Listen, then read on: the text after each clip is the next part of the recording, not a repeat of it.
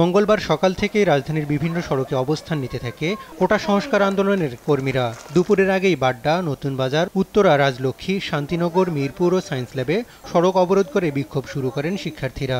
এতে রাজধানীর বেশিরভাগ এলাকায় যান চলাচল বন্ধ হয়ে যায়। মুহূর্তে ব্যস্ততম শহর পরিণত হয় ভোগান্তির নগরীতে। মিরপুর সড়ক, বিমানবন্দর সড়ক এবং প্রগতি সরণি বন্ধ হয়ে যানজট ছড়িয়ে পড়ে গোটা রাজধানীতে। এখানে আমরা আছি প্রায় 3 ঘন্টা, একটা সময় বসছি, 3 ঘন্টা হয়েছে এখানেই, কোনো দিকে যাইতে পারি না। জরুরি প্রয়োজনে বাইরে বের হয়ে বিপাকে পড়েন সাধারণ নগরবাসী। আমরা ভাই 3 ঘন্টা ধরে দাঁড়ায় আছি এই মিটিং মিছিলের দ্বারায়। আমরা প্রত্যেক দিন হস্তনস্ত্র বেঁধে আছি। ঘন্টার পর ঘন্টা একই স্থানে দাঁড়িয়ে থেকে গন্তব্যে যেতে ব্যর্থ হয় অনেক গণপরিবহন। আচ্ছা 4 থেকে 5 দিন ধরে মনে করেন 1 টিপ 2 টিপ বাসায়, আজকে তো যা ধরছে আর পারলামই না যাইতে। উপায় না দেখে তীব্র গরম মাথায় নিয়ে হেঁটে গন্তব্যে পাড়ি জমান অনেকেই। কোটা সংস্কারের দাবিতে বেশ কিছুদিন ধরে আন্দোলন করছেন বৈষম্য বিরোধী ছাত্র আন্দোলন।